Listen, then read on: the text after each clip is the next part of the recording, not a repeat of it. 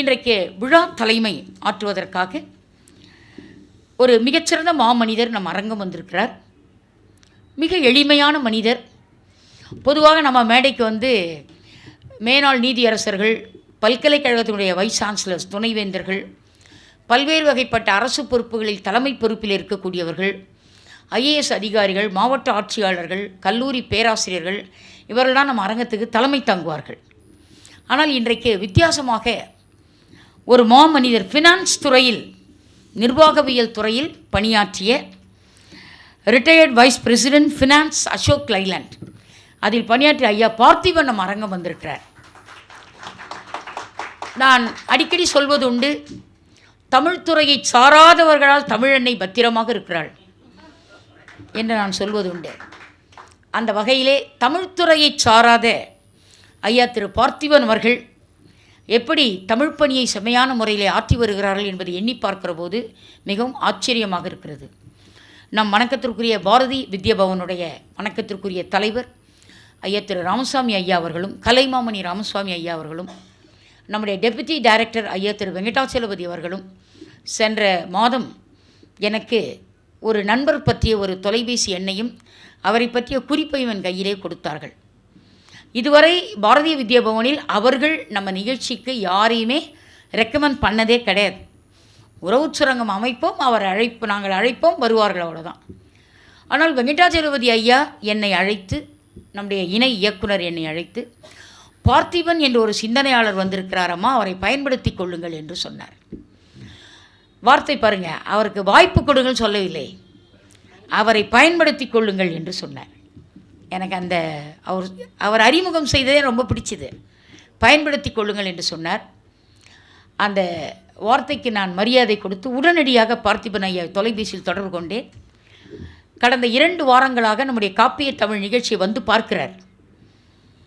நம்மை தலைமை தாங்க அழைக்கிறார்களே உலகினாயி, இது நாம் தலைமை தாங்க தகுதியுடைய நிகழ்வா என்று வந்தாரா எனக்கு தெரியாது. என்று வந்தாரா அல்லது நான் அழைத்தேன் என்பதற்காக வந்தாரா? வந்தார். அந்த பணிவு எனக்கு மிகவும் பிடித்தது. அதனால் இன்றைக்கு நிகழ்ச்சிக்கு அவர் வளையாபதி என்ற இந்த அற்புதமான காப்பிய நிகழ்ச்சிக்கு தலைமை தாங்க வந்திருக்கிறார் ஐயா திரு பார்த்திபன் அவர்கள். அவருடைய ப்ரொஃபைல் கொடுங்க ஐயான்னு சொன்னேன். நீங்கள் நம்பினால் நம்புங்கள், அவர் எனக்கு ப்ரொஃபைல் எப்படி அனுப்பிச்சாருன்னா, பென்சிலில் கையில் எழுதி ஒரு 6 பாயிண்ட், இவ்வளோ தான் அவர் எனக்கு அனுப்பினது. ஆனால் இது உள்ள நான் ஒரு 60 பக்கம் எழுதுவதைப் போல குறிப்புகள் உள்ளே இருக்கிறது. ஒரு நட்சல் பயோகிராஃபி தர முடியும் என்பதற்கு இந்த பயோகிராஃபி ஒரு சான்று, இந்த ப்ரொஃபைல் வந்து ஒரு சான்று. எவ்வளவு சுருக்கமாக அவர் இதை கொடுத்திருக்கிறார். பல்வேறு வகைப்பட்ட பொறுப்புகளில் இருந்திருக்கிறார். தமிழக அரசினுடைய எல்லா பொதுப்பணித்துறையிலும் பணியாற்றி இருக்கிறார். அதில் குறிப்பாக வந்து சென்னை மெட்ரோ, அதில் கூட அக்கௌண்ட்ஸ் டிபார்ட்மெண்ட்டில் தன்னுடைய பணியை முத்திரை பதிவை செய்திருக்கிறார். பல்வேறு வகைப்பட்ட அமைப்புகளில் பணிபுரிந்திருக்கிறார். எல்லாம் அரசு சார்ந்த அமைப்புகள், அதில் பணிபுரிந்திருக்கிறார். நம்முடைய சென்னை அரும்பாக்கத்தில் உள்ள வைணவ கல்லூரியில் பிகாம் படித்திருக்கிறார். நான் பொதுவாக பிகாம் படித்தவர்களை இவ்வளோ பிகாமாக பார்த்ததில்லை. ஆனால் அவர் பிகாமாக இருக்கிறார். நான் பார்த்ததே இல்லை. பொதுவாக பிகாம் படிக்கிறவங்களுக்கெல்லாம் 2 கொம்பு இருக்கா மாதிரியே இருக்கும். நான் பார்த்துருக்கேன், பல பிகாமை நான் பார்த்துருக்கேன். ஆனால் அவர் எப்பொழுதும் பிகாம் அப்படியே இருக்கார். வைணவ கல்லூரி படித்திருக்கிறார். அதை விட பெரிய சிறப்பு, Institute of Chartered Accountant of India, அதில் சிஏ பட்டதாரியாக தன்னை உயர்த்தியிருக்கிறார். சார்ட்டர்ட் அக்கௌண்டண்ட்டாக இருக்கிறார். நான் அந்த சிஏவை எப்போவுமே இப்படி பார்ப்பது உண்டு, கம்ப்ளீட் ஆட்டிடியூட். அதுதான் சிஏ, ஒரு கம்ப்ளீட் ஆட்டிடியூட், ஆட்டிடியூடினுடைய முழுமையான நிறைவு, ஒரு கம்ப்ளீட் ஆட்டிடியூட். அதை நான் பார்த்திபனிடத்திலே பார்த்து மிக அகமகிழ்ந்தேன். ஐயா அவர்கள் இன்றைக்கு காப்பிய தமிழ் வளையாபதி நிகழ்ச்சிக்கு தலைமை தாங்க வந்திருப்பது மனதுக்கு மெத்த மகிழ்ச்சியை தருகிறது. அன்னார் அவர்களை சிறப்பு செய்வதற்காக நம்முடைய மணிவாசகர் நூலகத்தினுடைய வணக்கத்திற்குரிய செயல்படக்கூடிய சீரிய தலைவர் ஐயா திரு குருமூர்த்தி அண்ணா அவர்களை பொன்னாடை அணிவித்து சிறப்பு செய்யுமாறு பணிவன்போடு அழைக்கிறேன்.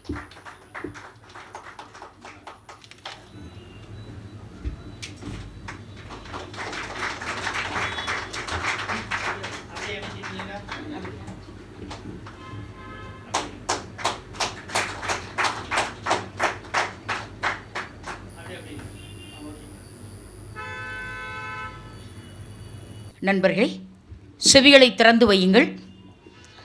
காப்பியத்தமிழ் வரிசையில் வளையாபதி என்ற இந்த இனியதொரு காப்பிய தலைமை தாங்குவதற்காக ஐயா திரு பார்த்திபன் அவர்கள் இப்பொழுது தங்களுடைய தலைமை உரையை ஆற்ற இருக்கிறார்கள். நம்முடைய நெஞ்சமெல்லாம் அவருடைய செந்தமிழ் உரையால் கரைய இருக்கிறது என்ற தகவலை சொல்லி வணக்கத்திற்குரிய ஐயா திரு பார்த்திபன் அவர்களை வருமாறு அன்போடு அழைக்கிறேன். வருக, செம்மைசால் தலைமை உரை தர வருக.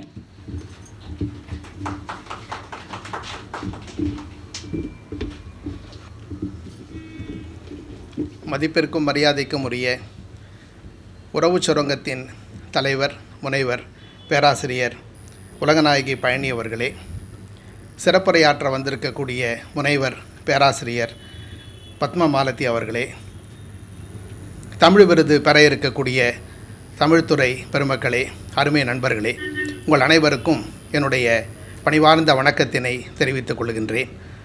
மலர் கூட்டத்திற்குள்ளே மருண்டோடி மறைய பார்க்கும் மான் கூட்டத்தை பிடிக்கின்ற பொழுது, அருவி தண்ணீரில் ஆடி ஓடை நீரில் உடம்பை நனைக்கின்ற பொழுது, மயில்களின் ஆடலை பார்த்தபடி மாஞ்சோலையிலே இளைப்பாறுகின்ற பொழுது, கருங்குயிலின் கானத்தை கேட்டபடி கண்ணிரண்டை மூடுகின்ற பொழுது, எப்படிப்பட்டதோர் இன்பம் இந்த உடம்பை தழுவி தாளாட்டிடுமோ, அப்படிப்பட்டதோர் இன்பம் இது போன்ற ஒரு நிகழ்ச்சியிலே கலந்து கொண்டு பேசுவதற்கு எனக்கு கிடைத்த வாய்ப்பினை நினைக்கும் போது எனக்கு உண்டாகிறது என்று சொன்னால் அது மிகையாகாது. பேராசிரியர் அவர்களை 2 வாரத்திற்கு முன்பு தான் நான் சந்தித்தேன். பெரிய பரிச்சயம் எனக்கு கிடையாது. இருந்தாலும் என்னுடைய தமிழ் ஆர்வத்தை அவர்கள் உடனே புரிந்து கொண்டு இந்த நிகழ்ச்சியிலே கலந்து கொண்டு பேசுவதற்கு எனக்கு ஒரு வாய்ப்பை ஏற்படுத்தி தந்தார்கள். அதற்காக அவர்களுக்கு என்னுடைய நன்றியை இந்த நேரத்திலே நான் தெரிவித்துக் கொள்கின்றேன். உறவு சுரங்கம், உறவுகளால் சூழப்பட்டது தான் இந்த உலக வாழ்க்கை. இதிலே உண்மையான உறவு எது, உள்நோக்கம் கொண்ட உறவு எது என்று பல நேரங்களிலே நம்மால் பகுத்தறிய முடிவதில்லை. ஒருவேளை புராண ஏடுகளை எல்லாம் புரட்டி பார்க்கின்ற பொழுது உண்மையான உறவுகளுக்கு அங்கே உதாரணங்கள் கிடைக்கக்கூடும். வாடிய வயிறோடும் வற்றிப்போன வதனத்தோடும் வறுமையின் வாரிசுகளாக குழந்தைகள் என்கின்ற பெயரிலே குழுமியிருந்த கூட்டத்தாரை பார்த்து குழம்பி போய் நிற்கின்றார் குசேலர். அடுத்த வேளை ஆகாரத்திற்கு வழியில்லை. பாருக்கே படியளக்கும் பகவானின் பால்ய சிநேகிதன் என்று சொல்லிக் கொள்கிறீர்களே, அவரிடம் போய் காசு பணம் வாங்கி வந்து கவலைகளை போக்கக்கூடாதா, கஷ்டங்களை தீர்க்கக்கூடாதா? குசேலரின் மனைவியானவள் கோரிக்கை வைக்கிறாள். வேண்டப்பட்டவர்தான் என்றாலும் வெறுங்கையை வீசியபடி போக முடியுமா? விசனப்பட்டு கேட்கிறார் குசேலர். 1/2 மணி நேரத்திலே அவல் பொறி தயாரானது. அழுக்கு துணியொன்றால் அதை அள்ளி முடிந்து எடுத்து கொண்டு அரண்மனையை நோக்கி புறப்பட்டு போகிறார். வழிநடையால் உண்டான வாட்டம், வறுமையால் ஏற்பட்ட தோற்றம், வாயிற்காப்போனால் வாசலிலேயே வழிமறித்து நிற்க வைக்கப்பட்டார். வந்திருப்பது குசேலர் என்ற செய்தி கேட்டு வாசலுக்கே வந்துவிட்டார் வைகுந்தவாசர் வரவேற்பதற்கு. அன்போடு அவரை அரவணைத்தபடியே அரண்மனைக்குள்ளே அழைத்து போனார். குடிப்பதற்கு நீர் கொடுத்தார். குடும்ப நலம் கேட்டறிந்தார். களைப்பு நீங்கி இளைப்பாரிட கைகால்களை பிடித்து விட்டார். அரண்மனையிலே தின்பதற்கு 1000 இருந்தும் அந்நியார் எனக்காக என்ன கொடுத்து அனுப்பினார்கள் என்ற ஆசையோடு கேட்ட ஆபத் பாண்டவனின் முன்னே அவல் மூட்டையை நீட்டுகிறார் குசேலர். அன்போடு அளிக்கப்பட்ட அவலை பிரித்து அள்ளி எடுத்து வாயில் போட்டு கொண்ட அடுத்த வினாடியே குசேலருடைய குடிசை வீடு கோபுரமாக மாறிப்போனது. மண்குடிசை வீட்டுக்காரர் மாளிகைக்கு சொந்தக்காரராக மாறிப்போனார். விருந்து உபசாரங்கள் எல்லாம் முடிந்து வீட்டுக்கு போகின்ற வேலை வருகிறது. அந்த நேரத்திலும் வந்த விஷயத்தை வாய்விட்டு கேட்கவில்லை குசேலர். வறுமையிலும் ஒரு வைராகியத்தை கடைபிடித்தார். தோழனோடும் ஏழமை பேசிடாத இயல்பு குசேலருடையது. அதே சமயம் குணமறிந்து குறிப்பறிந்து கொட்டி கொடுத்த இயல்போ கோவர்தனனுடையது. இந்த உலகத்திலே உண்மையான ஒரு நட்புக்கு, உண்மையான ஒரு தோழமைக்கு உதாரணம் வேண்டுமானால் அது குசேலரின் மீது கோபாலன் கொண்டாடிய நட்பை குறிப்பிடலாம். காலத்தால் அழியாதது, காசு பணம் வந்தால் மாறிடாததும் தான் உண்மையான நட்பு. இந்த காலத்திலே என்ன பார்க்கிறோம்? 4 நாட்களுக்கு முன்னால் வரை நண்பனாக இருந்தவர், நட்புரிமையோடு பழகியவர், நடுவீதியிலே பார்த்தாலும் நலம் விசாரித்திட தவறாதவர், நடுவிலே ஒரு நாள் காணாமல் போனார். காரணம் கேட்கிறேன், பெரிதாக ஏதுமில்லை, கடன் கேட்டிருக்கிறார், தரவில்லை என்று ஆனவுடன் கருத்தை மாற்றிக்கொண்டார், கழுத்தை திருப்பி கொண்டார், காரணம் எதுவும் கூறிடவில்லை, காணாமல் போய்விட்டார். ஆக அவருடைய உள்ளத்திலே ஒரு அந்த ஒரு எதிர்பார்ப்பு இருந்தது. அந்த எண்ணமும் எதிர்பார்ப்பும் ஈடேறவில்லை என்று தெரிய வருகின்ற பொழுது நட்பு இங்கே நரித்தனமாக மாறிப்போவதை பார்க்க முடிகிறது. தாங்க முடியாத தலைவலியால் தருவித்து போனார் பகவான் கிருஷ்ணர். காக்கும் கடவுளாகிய கண்ணனுக்கே ஒரு கஷ்டம் வந்தால் காயக்கல்பத்தை பூசி சரி செய்து விட முடியுமா? அரண்மனை வைத்தியர்களை கொண்டு வைத்தியம் பார்த்தாலும் ஆண்டவனுக்கு வைத்தியம் பார்க்க அவர்களால் தான் முடியுமா? மெத்த படித்த மேதாவிகளும் கல்வியிலே கரை கண்ட கல்விமான்களும் காரணம் எதுவும் புரியாமல் கையை பிசைந்தபடி நிற்பதை பார்த்துவிட்டு கண்ணனே அவர்களுக்கு ஒரு உபாயத்தை சொன்னார். யாராவது பாத மண்ணை கொண்டு வந்து என் தலையிலே பூசினால் என்னுடைய பாரம் தணிந்து போகும் என்றார். பாத மண்ணை கொண்டு வந்து பகவானின் தலையிலே பூசி பாவத்தை வாங்கி கட்டிக்கொள்ள அங்கே யாரும் தயாராக இல்லை. பாமாவும் ருக்மணியும் பக்கம் ஒருவராக நின்றபடி பார்வையாளர்களைப் போல பார்த்து கொண்டிருந்தார்களே தவிர கண்ணனின் கஷ்டத்தை பற்றி கவலைப்பட்டதாகவே தெரியவில்லை. ஒரு வழியாக அரண்மனை சேடியிலே வாழக்கூடிய கோபியர்களுடைய காதுகளுக்கு செய்தி போய் சேர்ந்தது. எழுதபடிக்க தெரியாத அந்த ஏழை இளம்பெண்கள் என்ன செய்தார்கள் தெரியுமா? பட்டு துணி ஒன்றை பாய்போல் விரித்தார்கள். அதில் பாதம் தொய்ந்திட பரபரவனை நடந்தார்கள். அள்ளி முடிந்து எடுத்துக்கொண்டு அரண்மனை வாயிலுக்கு ஓடினார்கள். அதை கொண்டு போய் கண்ணனின் தலையிலே பூசச் செய்தார்கள். அந்த பாவையர்கள் கொடுத்தனுப்பிய பாதமண் பகவானின் தலையிலே பட்டவுடன் பகலவனை கண்ட பனி போல் பாரம் அனைத்தும் விலகி போனது. ஆண்டவனின் லீலைகளில் அதுவும் ஒன்று என்று இதை அலட்சியப்படுத்த நினைக்காமல் உண்மையான காதலுக்கு கண்ணன் காட்டக்கூடிய உதாரணத்தை மட்டுமே இங்கே பார்க்க வேண்டும். கடவுளுக்கு ஒரு கஷ்டம் என்றவுடன் ஓடோடி போய் உள்ளன்போடு உதவி செய்ய எண்ணினார்களே, அந்த உயர்ந்த உள்ளத்திற்கு பெயர்தான் உண்மையான காதல். காக்கும் கடவுளாகிய கண்ணனுக்கு போய் கஷ்டம் வருமா என்று கூட யோசிக்க தெரியாத கள்ளம் கபடம் இல்லாத வெள்ளை உள்ளத்தின் வெளிப்பாடு அந்த காதல். கலியுகத்திலே காதலுக்கு 1000 உதாரணங்கள் இருந்துவிட்டு போகட்டும். ஆனாலும் கோபியர்கள் கோபாலனின் மீது கொண்டாடிய காதல் மாத்திரம் உயர்ந்து நிற்பதற்கு காரணம் அதிலே உண்மை இருந்தது, உள்நோக்கம் இருக்கவில்லை. இந்த காலத்திலே என்ன பார்க்கிறோம்? காதலிக்கும் பருவத்தில் காதலிக்காக கடற்கரை மணலிலே கடலையை குறித்தபடி காலம் கடப்பது தெரியாமல் காத்து கொண்டிருந்த காதலன், குற்றால அருவி நீ, கோடை மழை நீ, குளிர்கின்ற தென்றல் நீ, பூவுக்கும் புதைந்திருக்கும் பூகம்பம் நீ, காளிதாசன் கண்ணதாசன் கண்டு ரசித்த கவிதை நீ, இப்படியெல்லாம் காதல் போதையிலே காதலியை பார்த்து கவி பாடி திரிந்த காதலன் கல்யாணத்திற்கு பிறகு வீட்டுக்கு போவதையே விரும்பவில்லை என்கிறான். வெறுப்படைந்து போய் பேசுகிறான். காதலனை நம்பி கட்டிய புடவையோடு ஓடி வந்தவளோ கல்யாணத்திற்கு பிறகு கையாலாகாதவனை கல்யாணம் செய்து கொண்டு கஷ்டப்படுவதாக சொல்லி கண்ணீர் வடிக்கிறாள். இதற்கெல்லாம் என்ன காரணம்? அவர்களுடைய காதலிலே உண்மை இல்லை, மாறாக உள்நோக்கம் இருந்தது. அந்த நோக்கம் நிறைவேறவில்லை என்று தெரிய வருகின்ற பொழுது காதல் மறந்து போகிறது, கல்யாண வாழ்க்கை கசந்து போகிறது. வாழ்க்கை இங்கே வழக்காக மாறி வழக்கு மன்றத்தின் வாசற்படிக்கடிகளிலே வாழ்க்கையில் பாதி நேரம் முடிந்து போகிறது. ராமனுக்கு பட்டாபிஷேகம் என்கின்ற மகிழ்ச்சியான செய்தியை கொண்டு வந்த மந்தரைக்கு மாலையை பரிசளிக்கின்றாள் மகாராணி கைகேயி. பாலிலே பழச்சாறு விழுந்தது, கைகேயின் மனமோ கலைந்து போகிறது. ராமனை காட்டுக்கு போக சொல்லி கட்டளையிட்டார். கட்டளையிட்ட கைகேயிடத்திலே போய் காரணத்தை கேட்கவில்லை ராமர். காவி உடுத்தி கமண்டலம் ஏந்தி கானகம் ஏக தயாராகிவிட்டார். இதுதான் பெற்றோர்களுடைய வார்த்தைக்கு பிள்ளைகள் கொடுத்திட்ட மதிப்பு. இந்த காலத்தில் என்ன பார்க்கிறோம்? பையன் சைக்கிள் கேட்கிறான், அப்பா சலித்துக் கொள்கிறார். அந்த காலத்தில் ராவ் பகதூர் சாஸ்திரி 10 கிலோமீட்டர் நடந்து போய் பாடம் படித்தார், நீ சைக்கிள் கேட்கிறாயே என்று சத்தம் போட்டார். பையனும் திருப்பி கேட்டான். ராவ் பகதூர் சாஸ்திரி 50 வயதிலே இந்திய நாட்டின் பிரதமரானார், நீ என்ன ஆனாய் என்று. தாசில்தார் அலுவலகத்திலே தாளம் போட்டு கொண்டிருக்கக்கூடிய தகப்பனார் தலையை குனிந்து கொள்கிறார். தனையன் கேட்டிட்ட கேள்விக்கு தக்க பதிலை சொல்ல தெரியாமல் 14 ஆண்டு கால வனவாசத்தை முடித்து கொண்டு இப்பொழுது பட்டாபிஷேகத்திற்கு தயாராகி கொண்டிருக்கிறார் ராமர். அரண்மனையின் அலுவல்களை எல்லாம் ஆளுக்கு ஆள் பிரித்து கொண்டு அனுமனை அங்கே அலட்சியப்படுத்த ஆரம்பித்தார்கள். அனுமனானவர் அதை பற்றியெல்லாம் கவலைப்படவில்லை. அண்ணல் ராமனின் அருகாமையிலே போய் நின்று கொண்டார். இங்கே உனக்கு வேலை என்ன என்று கேட்டார்கள் வேண்டாதவர்கள். அனுமன் ஆரவாரம் செய்திடவில்லை அவர்களை பார்த்து. அமைதியாக பதில் சொன்னார். அண்ணல் ராமன் கொட்டாவி விடுகின்ற பொழுது சொடுக்கு போடுவது யார்? அந்த வேலையை நான் செய்கிறேன் என்று சொல்லிக்கொண்டு ஆடாமல் அசையாமல் அருகாமையிலேயே நின்று கொண்டார். இலங்கைக்கு சென்று போரிலே வென்று அரக்கர்களை கொன்ற சுந்தரகாண்டத்தின் சொந்தக்காரன் சொன்ன வேலை சொடுக்கு போடுகின்ற வேலை. ஏன் அந்த வேலைக்குத்தான் அவர் லாய்க்கா? கிடையாது. அனுமன் எதிர்பார்த்ததெல்லாம் அண்ணல் ராமனின் அருகாமையிலே நிற்க வேண்டும், பகலெல்லாம் அவரை பார்த்தபடி பக்கத்திலே இருக்க வேண்டும். அவர் பாத கமலங்களுக்கு பணிவிடை பார்ப்பதிலேயே பரமானந்தத்தை பெற வேண்டும். இதுதான் அனுமன் எதிர்பார்த்தது. இதிகாசத்தின் இறுதி கட்டம் வருகிறது. வந்த காரியம் முடிந்துவிட்டபடியால் வைகுண்டம் புறப்பட தயாரானார் ராமர். அல்லும் பகலும் அருகிலேயே இருந்த அனுமனையும் அழைத்து போக ஆசைப்பட்டு ஆள் அனுப்பினார். ஆனால் பலனை எதிர்பார்த்து பணிவிடை பார்த்தவர் அல்ல அனுமன். பக்தியை செலுத்தியவரும் அல்ல. அண்ணலின் கோரிக்கையை அன்போடு அங்கே மறுத்து விடுகிறார். இதுதான் அனுமன் வெளிப்படுத்திய பக்திக்கு அடையாளம். உண்மையான பக்திக்கு உள்நோக்கம் கிடையாது. உள்நோக்கம் இருப்பது உண்மையான பக்தியாக இருக்கவும் முடியாது.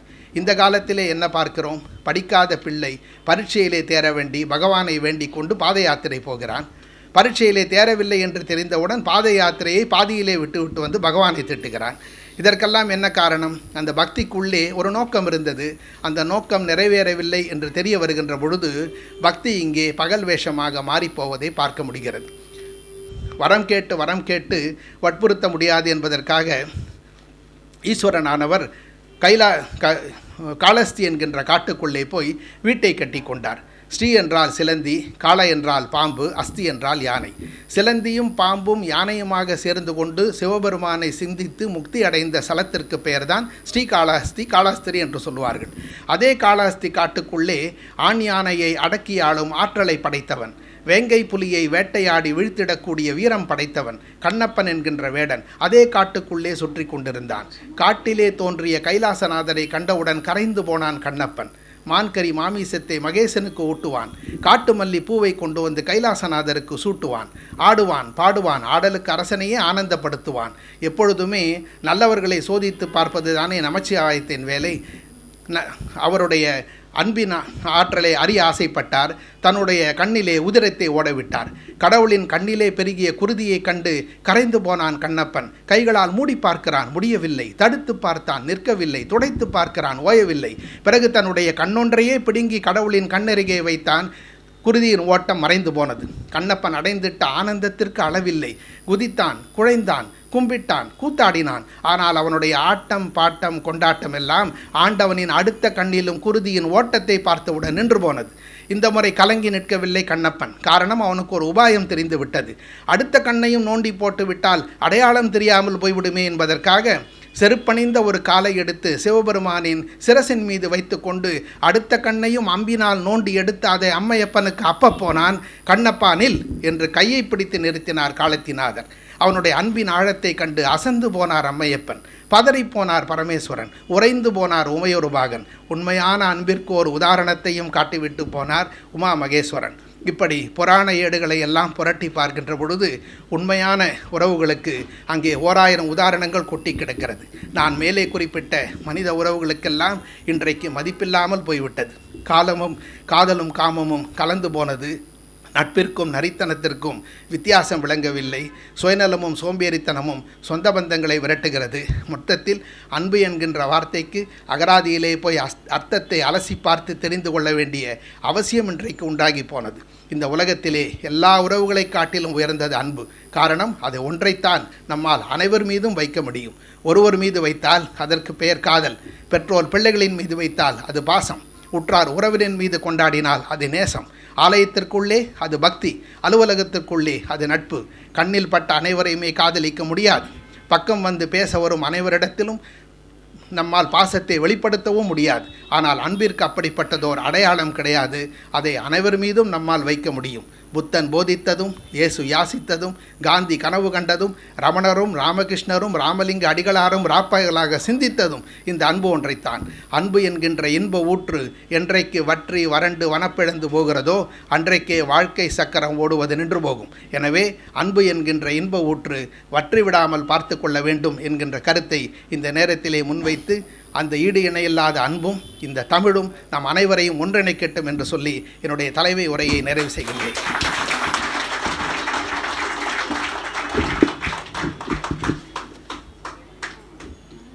தமிழ் மேடை பேச்சு உலகத்திற்கு கிடைத்த புதிய வரவு ஐயா திரு பார்த்திபன்.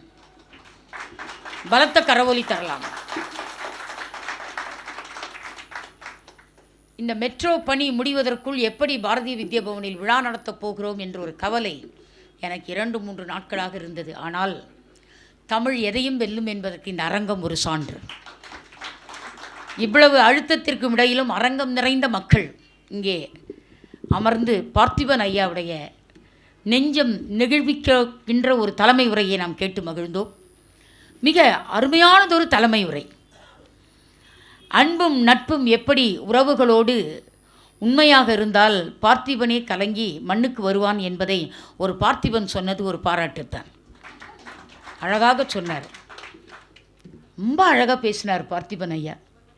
இல்லைங்க மாலதி மேம், அழகாக பேசினார். என்ன ஒரு ஆற்றொழுக்கான நீரோடையான ஒரு பேச்சு. கையில் ஒரு குறிப்பும் கிடையாது, ஒரு குறிப்பு கூட ஒரு கையில் கிடையாது. அவ்வளோ அழகான ஒரு தலைமையுரை. அனைத்திந்திய எழுத்தாளர் சங்கம் பார்த்திபன் ஐயாவை நன்றாக பயன்படுத்தி கொள்ள வேண்டும். உரத்த சிந்தனை பயன்படுத்தி கொள்ள வேண்டும். திருக்குறள் அடையார் திருக்குறள் பேரவை பயன்படுத்தி கொள்ள வேண்டும். ஒரு மிகச்சிறந்தது ஒரு தமிழ் தென்றலை நமக்கு டெபுட்டி டைரக்டர் ஐயா திரு வெங்கடாச்சலம் அவர்கள் அறிமுகம் செய்ததை எண்ணி நான் அகமகிழ்வு கொள்கின்றேன். ஐயாவுடைய விழா தலைமை உரைக்கு கலைமாமணி ராமசாமி ஐயா அவர்கள் பாரதிய வித்யாபவனுடைய இயக்குனர் அவர்கள் மூலமாகவும், கலைமாமணி டாக்டர் முரளி ஐயா அவர்கள் மூலமாகவும், உறவு சுரங்கத்தின் சார்பாகவும், நம்முடைய அரங்க மக்கள் அனைவரின் சார்பாகவும் பார்த்திபன் ஐயா அவர்களுக்கு நெஞ்சார்ந்த நன்றியை கொஞ்சி தமிழில் கூறி மகிழ்கிறோம்.